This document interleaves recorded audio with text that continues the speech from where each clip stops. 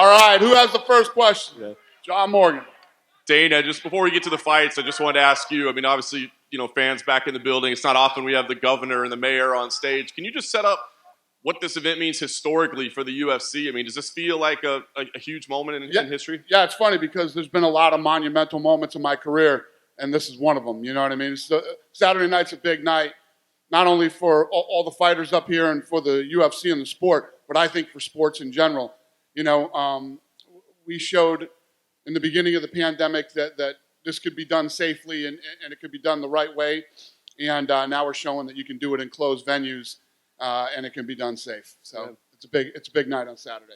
And can you say what it sets up for the rest of the year? I mean, we know we obviously have Houston sold out. We got Vegas sold out in July. I mean, are we good the rest of the year? Are there fight nights back available? What's the plan? We'll see how this thing plays out. I mean, obviously, as more states start to open up and are welcoming people to come in and sell out arenas, I'm not going to do 20, 30, 60%. If we can go to a place that we can sell out the arena, we'll be there. If we got to keep coming to Florida every weekend, we'll do that too. Cool. Kamaru, I want to start with you if I could. Jorge's been a big part of the story around your career for the last 8 or 9 months or so. His name gets mentioned a lot with you a lot. So I'm curious in that time, has this fight become personal to you at all? No, never. First and foremost, I just want to say I'm glad to actually have the fans back to feel this energy from everybody. So first and foremost, thanks, Dana, for making this happen. But no, it's not personal at all. If he's making it personal, that's on him. For me, it's not personal. It's all about business. And he's that next guy that I've picked. So, yeah. You could only pick up, one win at a time, one title defense at a time. But now every time you fight, we're talking about George St. Pierre records, Anderson Silva records, John Jones records, those sort of things. So I'm curious, you're creating your legacy. Is there one mark or number or record, whether it be title defenses, win streak? I mean, is there something that you have in mind for yourself as this is where I want to put myself? No, I think I just want to finish my career. I just want to take one fight at a time. And then by the time I'm said and done, then everybody can talk about who's been the best. I mean, this guy next to me on the other side is, he's a good fighter. He is a good fighter, and I take him very, very seriously. Thanks, champ. Or if I could for you,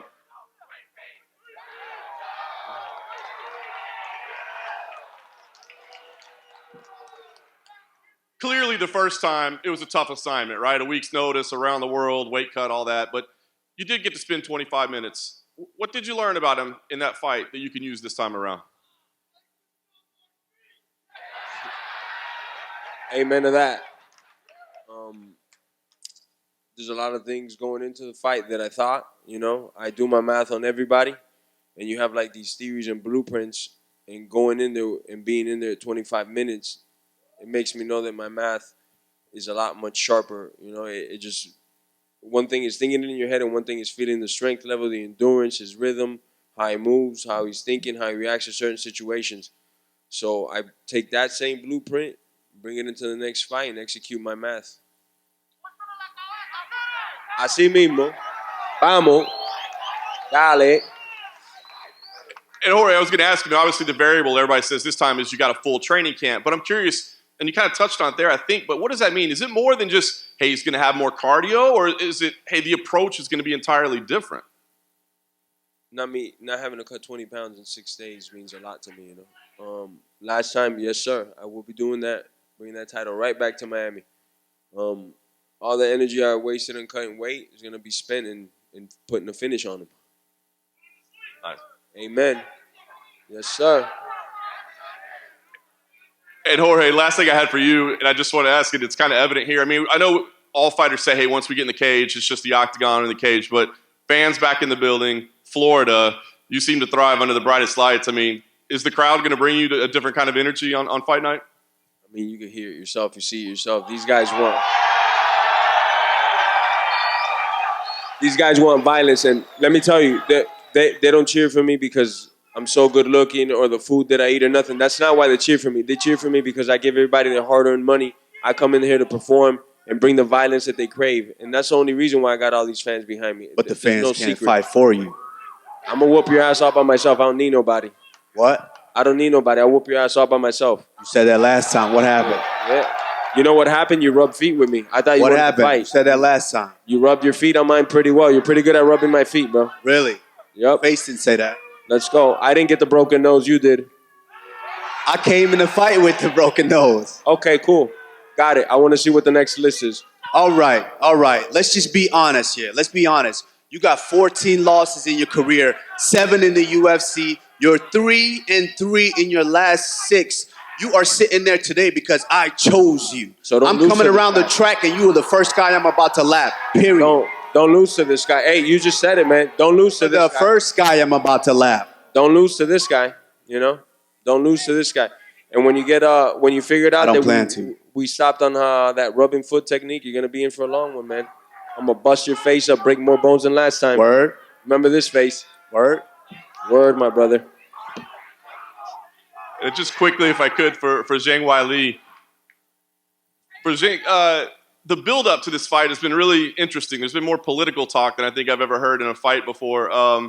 Has it taken on any kind of a different meaning for you because of all that? 就是这场比赛的赛前宣传当中，他做出了一些言论跟发言，这会导致你对他这场比赛的态度会有所变化吗？没有什么变化，我还是会尽我最大的能力去赢得这场比赛。It won't affect her. She will try her best to win the game. And just one last question. You know, your title reign has already been very impressive. You beat a number of former champions. So I'm curious, you know, if you win here, what's appealing to you? Is maybe beating Carlos Barza, so you've beaten every strawweight champion. Would that mean something to you? Or maybe a super fight with Valentina, a lot of people have been talking about. What would be most interesting for you? 你在草量级已经击败了很多对手，击败了很多前冠军。然后，如果你在周6赢下比赛之后，下一步会是什么？是击败还剩下的一个冠军那个饼干姐埃斯帕萨，还是说这个同你身边的这个舍甫琴科进行一场超级战？这是一个特别好的问题。我想，等下月我们中国的一个女选手严小楠跟饼干打，然后看他们俩的结果怎么样。This is a really good question. It depends on the next month. There will be another Chinese fighter, Yan Xiaonan, fighting Carla Esparza. So she will see the outcome.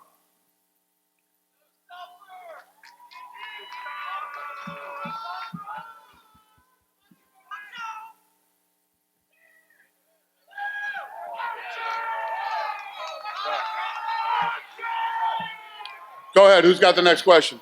Hey, Chad Johnson on behalf of Bleach Report. My question for home team. What's good?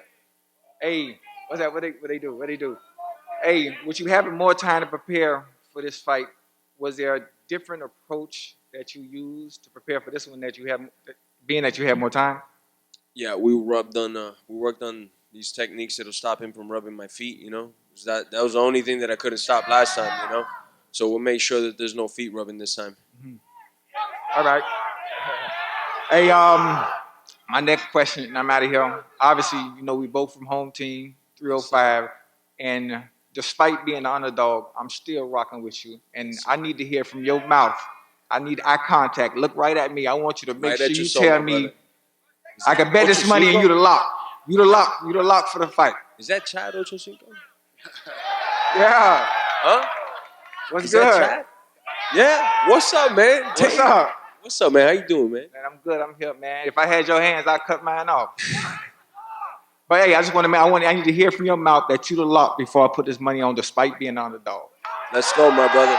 Hey, man to man, soul to soul. Let's go, man. It's a smart bet. All right, love. I can't believe it. It's a question for Kamaru. Kamaru, right in the post-fight press conference after you fought Jorge the first time, you already said you wanted to run it back. And you said that the reason because of that is you didn't get that finish. You wanted to prove that you could beat him. If you don't finish him this Saturday, will you be satisfied? Well, it's not about getting the finish. It's the fact that I didn't feel like I satisfied my my athletic career. You know, I come in each and every fight, and I come in because I train very, very hard. I didn't feel like I broke his will. And on Saturday night, once I break his will, absolutely, I'll be satisfied. Never will. Are you surprised by the fan reaction today, Kamaru? No, I'm not surprised. I like it. I'm just glad to have the fans back. I like it. Whether they're booing, whether they cheer. You know, I've been through, let's look at the Covington fight. You know, it doesn't matter to me. I'm a professional, so I go in and I do my job each and every time. A question for Masvidal. Jorge, I see the BMF belt is on the table. I was wondering, is that on the line in this fight? You got to be a BMF to compete for that one, and this dude ain't it. So, Usman, any thoughts? On what? The fact that he's saying the BMF belt is not on the line? The what? He says that the belt is not on the line this fight. What belt? there's 3 belts here, 3 shiny belts here. This is what's important. I want yours. You're right, man, and I want your belt. All right, last one for Dana. Dana, I see you up there. You're smiling, you're laughing, you're enjoying the fans. How much does this actually mean to you to finally have this back? Listen, I've been waiting for this for a long time. It's awesome. And I've been so excited for this Saturday night. I can't wait till this place is full and all these guys walk out of the tunnel on Saturday night. It's going to be good. Thanks, guys. Yeah, one for Rose. Rose, we know how difficult it is to become a UFC champion, that climb up to doing it. What would it mean to you to achieve that goal twice and reclimb your way back to the belt? It would mean that I believe that I'm right in what I believe, and that when I do my best, I am the best. It means that if God wants me to be the champion, I'll be the champion. And for Jéssica, you are looking to become the second female to win belts in 2 different divisions. Just talk about what that could mean for your legacy. Você está em linha para ser a segunda atleta do feminino a conseguir 2 cinturões. O que isso quer dizer para o seu legado?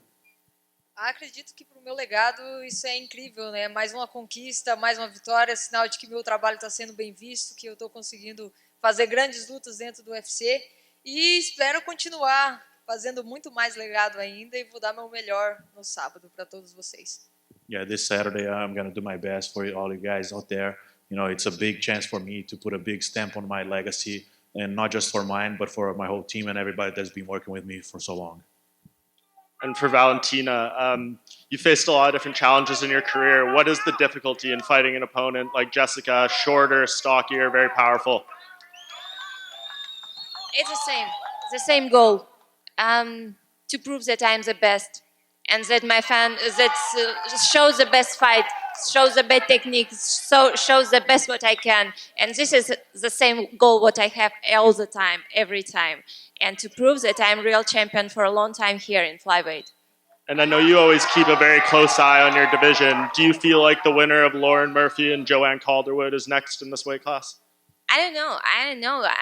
I think you see Dana, he has like a lot of things happening like in his mind. So I don't know. I just keep fighting. I just keep fighting everyone who's like gonna be in front of me. So another challenger in flyweight, that's fine.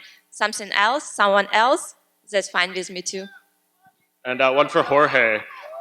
You just announced a few minutes ago you're starting your own bare knuckle MMA promotion. Can you tell us a little bit about that? And are you going to ask Dana there for any tips on being a promoter?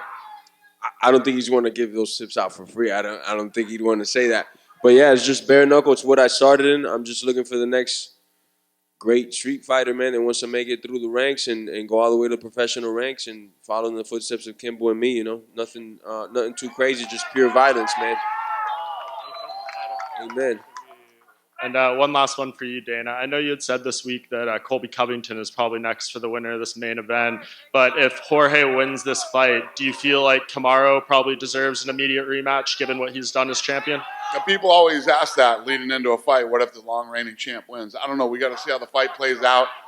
You know, a lot of things factor into whether another fight gets made. Injuries and personal things, and I don't know. We'll see how Saturday plays out.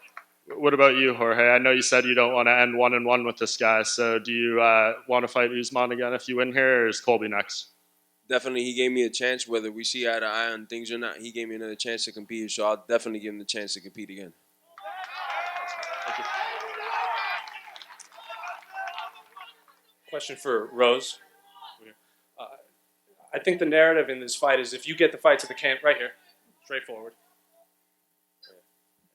I think the narrative online is if you get this fight to the canvas, it's your fight to win. So I'm wondering, when you're watching Weili fight, like her last fight was predominantly stand-up against Joanna. Have you been impressed with any of the grappling she's displayed in any of her fights? Yeah, I think she has a lot of submission finishes in her earlier fights. So yes, she's very well-rounded. And then in terms of her striking, how do you think her power and her skills inside the octagon compared to some of the high-level strikers you faced? Compared to other people, I don't know. I guess all that matters is how it's going to be compared to me, and I hit really hard. All right, and then off of that, question for Weili. Similar question. What do you make of Rose's striking skills inside the octagon? 你如何评价罗斯的站立技术？他的站立技术很好，很快，然后他的那个身高比我高，臂展又比我长，但是我愿意用站立跟他打，没问题。Yes, Rose is a very good striker. She has a height advantage and reach advantage, but I'm willing to strike with her. And a question for Jéssica.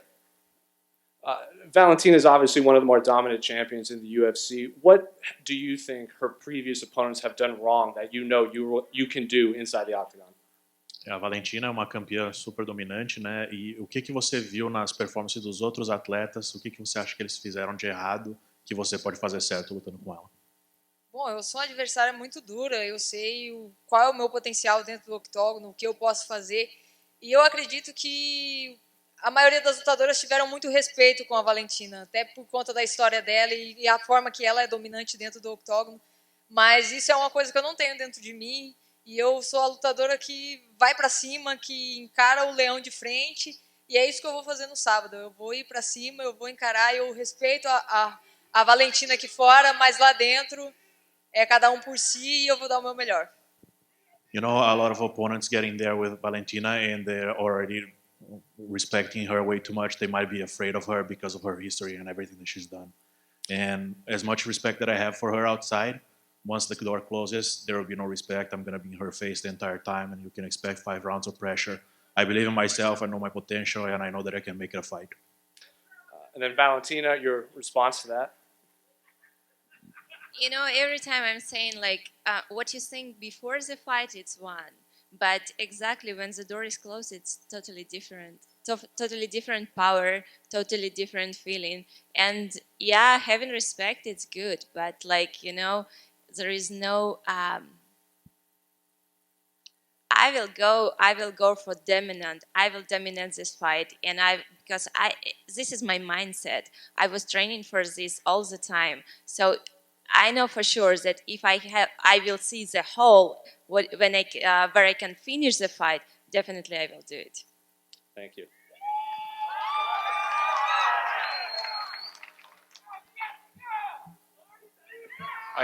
Question for Dana here.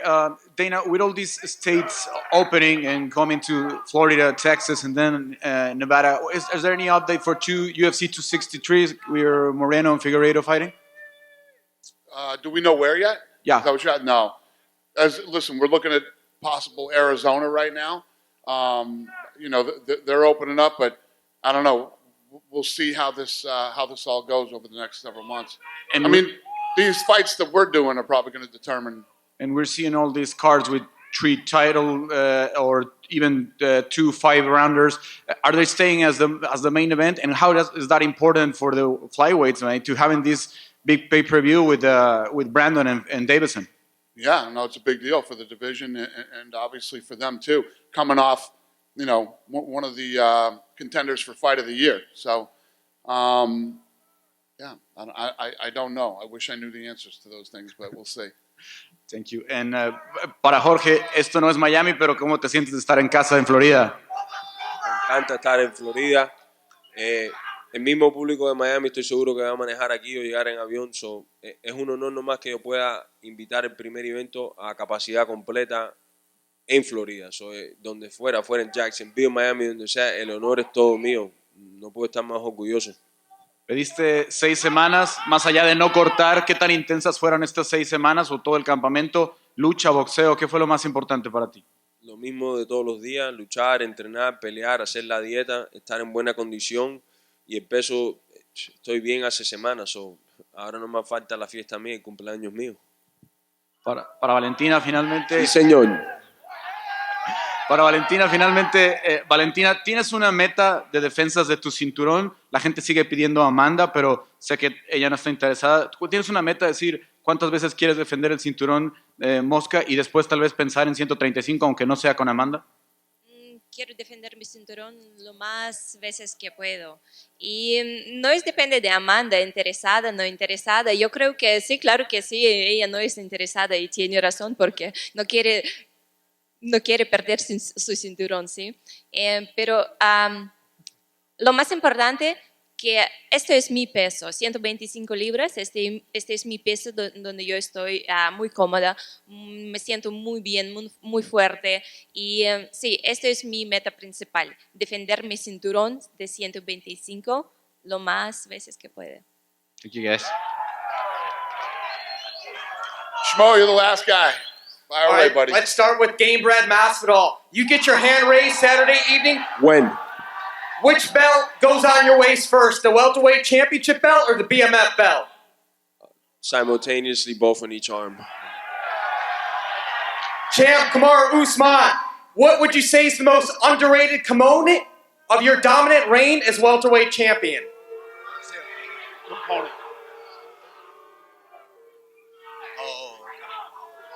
I would say, as far as Masvidal is concerned, he seems to think it's my striking. So I would say my striking.